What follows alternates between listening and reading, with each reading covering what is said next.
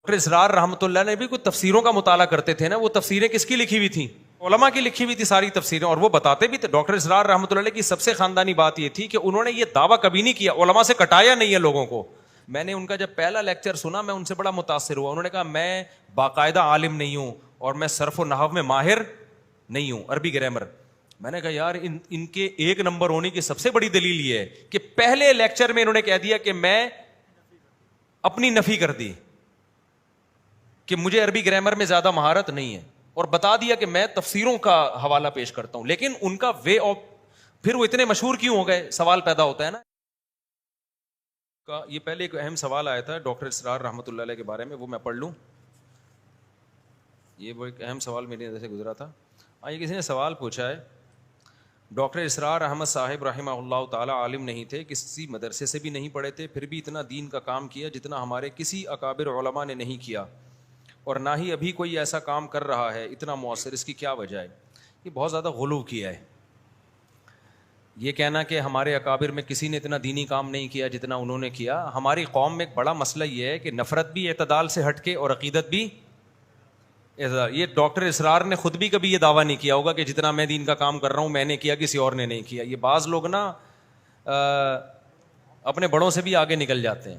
بڑے بڑے اکابر ہیں جن کے ایسے ایسے خدمات ہیں کہ آپ کی سوچ, آپ ایک محدود کمرے میں بیٹھے ہوئے ہیں. ڈاکٹر اسرار رحمۃ اللہ نے دین کا بہت کام کیا, لیکن یہ کہنا کہ سب سے زیادہ کیا یا جتنا انہوں نے کیا اتنا کسی نے نہیں کیا, یہ غلو ہے, مبالغہ ہے. بعض لوگوں کا کام عوام میں ہوتا ہے بہت, جیسے میرا کام پبلک میں ہے. اب میں کہوں جتنا میں دین کا کام کر رہا ہوں دوسرے علماء نہیں کر رہے, یہ جھوٹ ہوگا. یہ کیا ہوگا؟ بہت بڑا جھوٹ ہوگا. کیونکہ میں مدرسوں میں پڑھتا ہوں, مجھے پتا ہے کہ مدرسوں کی چار دیواری میں بیٹھ کے جو علمی کام ہو رہا ہے, جن علماء کا ایسے ایسے مشکل تحقیقی کام وہ کر رہے ہیں کہ اس کے لیے ٹھیک ٹھاک صلاحیت چاہیے, ٹھیک ٹھاک ٹائم چاہیے, اور انتہائی کم تنخواہوں میں وہ کام کر رہے ہیں.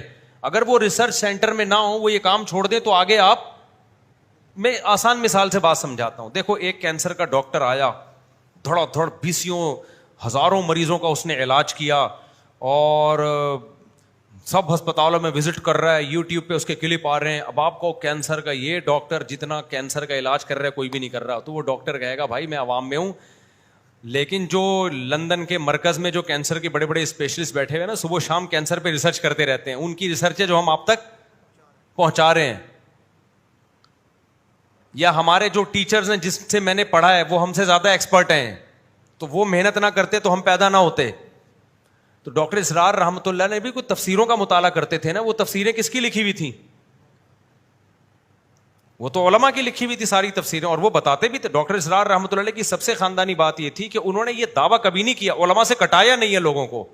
آج جتنے اسکالرز آ رہے ہیں نا جو عالم نہیں ہیں, ان کا وے آف ٹاکنگ جو ہے ایسا ہوتا ہے کہ بس ہم ہی ہیں, باقی سارے کیا ہیں, غلط ہیں. ڈاکٹر اسرار رحمۃ اللہ نے تو علماء کی خدمات کا اعتراف کیا, بر صغیر کے علماء نے کیا کیا خدمات کی ہیں. پھر وہ جو کتابوں کا مطالعہ کرتے تھے, جن اردو تفسیروں کو وہ دیکھتے تھے, وہ تو ساری بر صغیر کے علماء نے لکھی ہوئی ہیں. وہ انہوں نے بیان القرآن کا بھی حوالہ دیا جو مولانا شفیع تھانوی کا لکھا ہوا ہے, مفتی محمد شفیع صاحب رحمۃ اللہ کی کتاب کا بھی حوالہ دیا.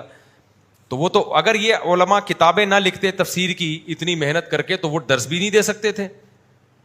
تو یوں کہا جائے گا ڈاکٹر اسرار رحمۃ اللہ نے دین کی بہت زیادہ خدمت کی ہے. یہ کہنا کہ سب سے زیادہ کی ہے, یہ دعویٰ یہ بہت مشکل ہوتا ہے. بہت سے لوگ عوام میں نہیں ہوتے لیکن ان کا کام بہت زیادہ ہوتا ہے, اور بہت سے لوگ عوام میں ہوتے ہیں لیکن یوٹیوب کی سوشل میڈیا پہ نہیں ہے. وہ حضرت مولانا سرفراز خان صفدر صاحب رحمۃ اللہ علیہ جو گجرانوالہ میں ہوتے تھے, 20 سال انہوں نے تفسیر کا لیکچر دیا ہے, اور بہت ہی علمی لیکچر ہوتا تھا ان کا, لیکن وہ میڈیا پہ نہیں ہے. اور 20 دفعہ انہوں نے پورا قرآن تفسیر کے ساتھ ختم کروایا, اور وہ ایسا ان کا لیکچر ہوتا تھا کہ ایک ایک, جب حضرت مولانا سرفراز خان صفدر صاحب رحمۃ اللہ کی اگر آپ کتاب پڑھیں گے نا تحقیقی, کوئی بھی جب کسی مسئلے پہ تحقیق کرتے ہیں تو ایک صفحہ لکھنے میں انسان فیصلہ کرتا ہے کہ ان کو کم از کم 2-3 مہینے لگے ہوں گے. اس میں اتنی ریسرچ ہوتی ہے. کیوں؟ یہ تو اب یوٹیوب کی دنیا میں اور سوشل اور انٹرنیٹ کے ذریعے کتابوں کا مواد ہمارے پاس آ گیا. اس وقت ایسا نہیں ہوتا تھا. ان کو جب کوئی حوالہ دیا نا کتاب, پتہ چلا یہ کتاب ترکی کے فلاں مکتبے میں ہے, بندے کو بھیجا جہاز کا ٹکٹ کرا کے, ترکی کے فلاں مکتبے میں لائبریری میں جا, یہ کتاب کھول پڑھ, یہ ہے یا نہیں ہے, اور صفحہ نمبر مجھے بتاؤ فون پہ. اس طرح ان کے ایک ایک صفحے پر درجنوں کتابوں کے حوالے ہوتے تھے, اور ہر حوالے میں یہ کام کرتے تھے. وہ ایک صفحہ لکھنے میں کتنی محنت ہوئی ہوگی. آج ہم ان کی تحقیق سے فائدہ اٹھاتے ہیں, ایک کتاب دھڑ دھڑ دھڑ دھڑ ہم کھول کے کیا کر رہے ہیں, دیکھ رہے ہیں. تو اب میں اگر مولانا سرفراز خان صفدر صاحب کی کتاب پڑھوں اور میں یہاں رپورٹ پیش کر دوں اور اپنے نام سے تحقیق پیش کر دوں, آج کل یہ خیانتیں بھی بہت ہو رہی ہیں, تحقیق کسی کی ہوتی ہے, نام کوئی اور. اب میں پیش کر دوں, لوگ کہیں گے مولانا طارق مسعود صاحب سے اللہ نے جو کام لیا ہے نا وہ کسی سے نہیں لیا, وہ سرفراز خان صفدر صاحب رحمۃ اللہ علیہ سے نہیں لیا. تو یہ بات آپ تو کہو گے, لیکن جس سے لے رہا ہے نا وہ کہے گا بیٹا ایسا نہیں ہے. صحیح ہے نا, ہم نے ان کی کتاب سے بہت فائدے اٹھائے ہیں. تو یہ جتنے مناظر آ رہے ہیں نا مارکیٹ میں, جو چیلنج اور یہ اور وہ, ان کی اپنی تو 5 روپے کی تحقیق نہیں ہوتی, 5 روپے کی. یہ ساری دوسروں کی کتابوں کی سے تحقیقات چوری کر کے مارکیٹ میں لا رہے ہوتے ہیں. یہی وجہ ہے کہ دوسرے نے جو غلطی کی ہوتی ہے نا, یہ وہ غلطیاں کر رہے ہیں. 20 رکعت تراویح پہ ایک کلپ ہے, ایک ضعیف حدیث کسی نے پیش کی 8 رکعت تراویح پہ, اور دعویٰ کیا گولڈن سند ہے, گولڈن. ٹھیک ہے نا, حالانکہ وہ ضعیف سند ہے, گولڈن تو بہت دور کی بات ہے, وہ سلور کی سند بھی نہیں ہے, گولڈن کی کہاں سے ہوگی. تو وہ پتہ ہے کیا ہے, وہ جس نے 8 رکعت تراویح پہ کتاب لکھی ہے نا, میں نام نہیں لوں گا جس کی کتاب, اور وہ پھر مسئلے کھڑے ہوتے ہیں, کوئی فائدہ نہیں ہے, نفرتیں پھیلتی ہیں. لیکن میں تو ایک مثال دے رہا ہوں. کہا 8 رکعت تراویح پہ گولڈن سند, وہ اپنی تحقیق نہیں ہے, وہ جس بیچارے نے لکھی تھی 8 رکعت تراویح پہ, اس کو غلطی ہو گئی تھی گولڈن سند کہنے میں, اس نے گولڈن لکھ دی, یوٹیوب پہ کہنے والے نے بھی گولڈن کہہ کے پارسل کر دی. تو یہ آج کل کے اسکالرس کی تحقیقات ہیں. سمجھتے ہو کہ نہیں, وہ گولڈن چلا رہا ہے, حالانکہ نا گور ضعیف سند ہے, مسترب ہے, اس کو بڑے بڑے محدثین نے ضعیف قرار دیا. اچھا, میں نے چونکہ 8 رکعت تراویح پہ ان لوگوں کی کتاب میں پڑھی ہے نا, تو میں پھر وہ سمجھ جاتا ہوں یہ گڑبڑ کر رہے ہیں یہاں پہ. تو جس نے 8 رکعت تراویح پہ کتاب لکھی, اس نے ایک اور دعویٰ کیا کہ بالاتفاق یہ حدیث صحیح ہے. تو جس نے یوٹیوب پہ کلپ بنا کے ڈالا, اس نے کہا بالاتفاق یہ حدیث کیا ہے. ابے یار, پھینکنے کی حد ہوتی ہے یار. لیکن لوگ کہیں گے اس کی تحقیق دیکھو یار, خاندانی. حالانکہ تحقیق کس کی ہے, جس کی ہے اس بیچارے کا تو نام بھی کوئی نہیں جانتا. تو یہ فیصلہ عوام کے لیے کہ کون دین کی خدمت زیادہ کر رہا ہے, کون کم کر رہا ہے, یہ آسان کام نہیں ہے. اس میں خاموشی اختیار کیا کرو. یہ کہو فلاں سے اللہ نے دین کی بہت خدمت لی ہے, بس. اس سے آگے بڑھ کے دوسروں کی نفی کرنا شروع کر دینا, فلاں سے نہیں لے رہا, فلاں سے نہیں لے رہا, یہ نیگیٹیوٹی ہے, اس سے نفرتیں پھیلتی ہیں. اور ڈاکٹر اسرار رحمۃ اللہ علیہ کی تو پازیٹیو بات ہی یہی تھی کہ وہ علماء کا حوالہ بھی دیتے تھے. میں نے ان کا جب پہلا لیکچر سنا, میں ان سے بڑا متاثر ہوا. انہوں نے کہا میں باقاعدہ عالم نہیں ہوں, اور میں صرف و نحو میں ماہر نہیں ہوں, عربی گرامر.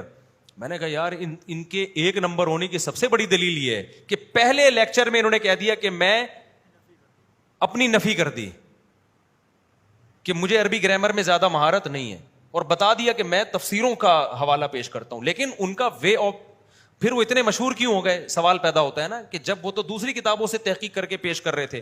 2 وجہ سے.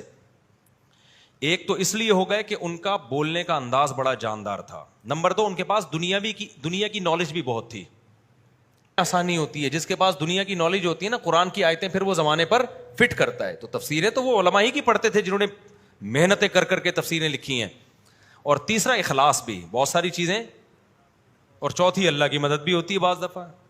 تو لیکن انہوں نے کبھی دوسروں کی نفی نہیں کی, بلکہ احترام کرتے تھے. تو ان کے جو شاگرد ہیں ان کو بھی چاہیے کہ اس طرح کا جملہ نہ کہا کریں. بڑے بڑے علماء ان سے بڑے پڑے ہوئے ہیں, جنہوں نے ان سے 20 گنا زیادہ کام کیا ہے.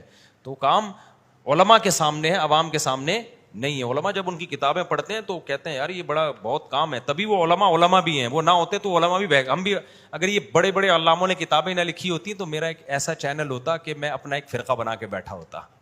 کیونکہ میں نے علماء کی کتابیں پڑھی ہیں, ہر ایک کے دلائل پڑھے ہیں, تو مجھے پتا ہے بھائی یہ ایسا نہیں ہے کہ آپ کے علاوہ بھی بڑے بڑے فنٹر دنیا میں پڑے ہوئے ہیں, تو آپ ان کی طرف لوگوں کو لے کر آؤ. اچھا بھائی, مفتی صاحب پیری مریدی کیا چیز ہے؟